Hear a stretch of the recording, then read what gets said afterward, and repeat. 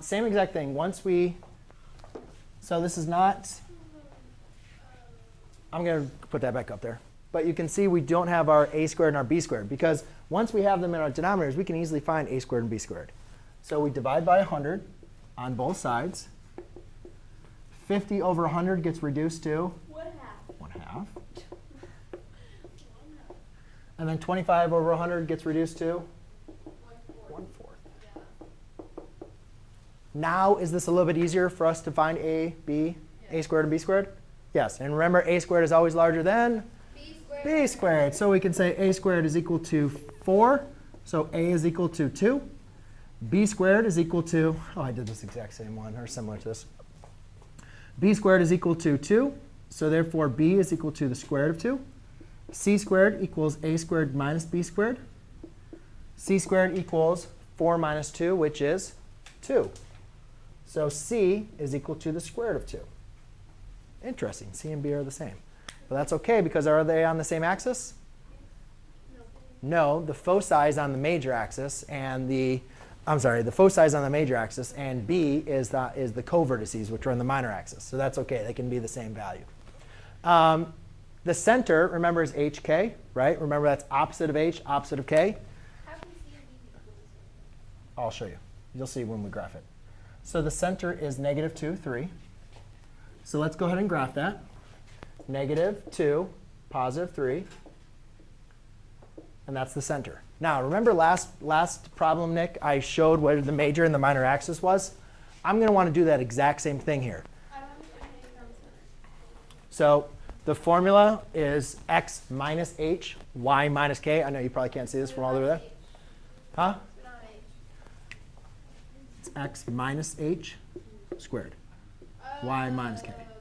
Gotcha? OK. Oh, wait. I think I found those. You should. I mean, we did them on Monday.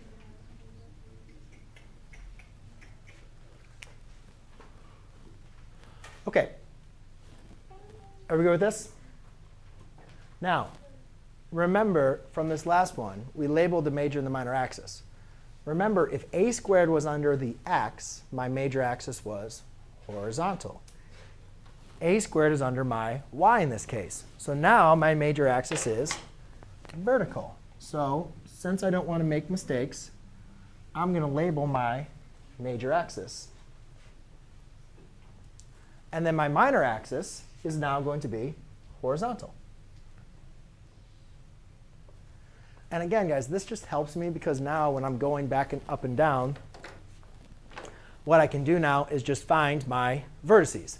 So my vertices has a distance of 2. Am I going up or down or left or right? Up and down. So just go up 2 and down 2. Based on my graph, can I kind of easily figure out what those points are? Yeah, you're basically just adding 2 and subtracting 2 from 3, right, of your center. Does that kind of make sense? Kind of? No?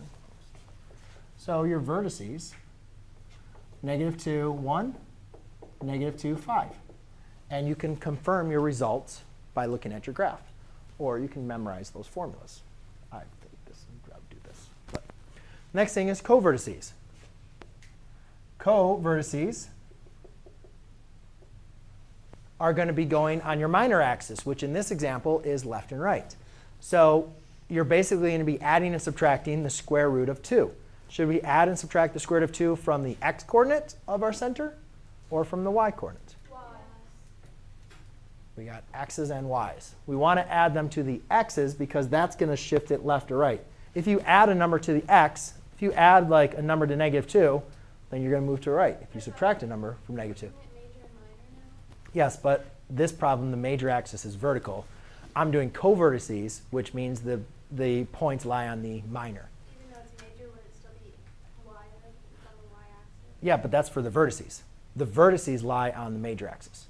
We're doing the co-vertices, which lie on the minor axis. So you're going left and right. So it should be x's? So watch. It's going to look like this. -2, 3 plus or minus the square root of 2.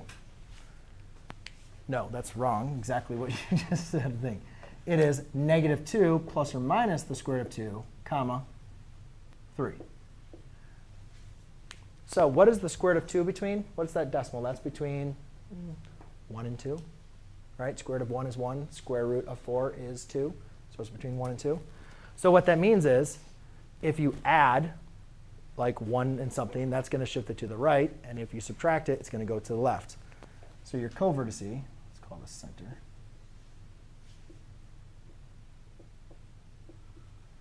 So those are your two co-vertices. Now, the reason why your co-vertice can be the same, the distance from your center to your co-vertice can be the same as your distance from your center to your foci is because they lie on different axes.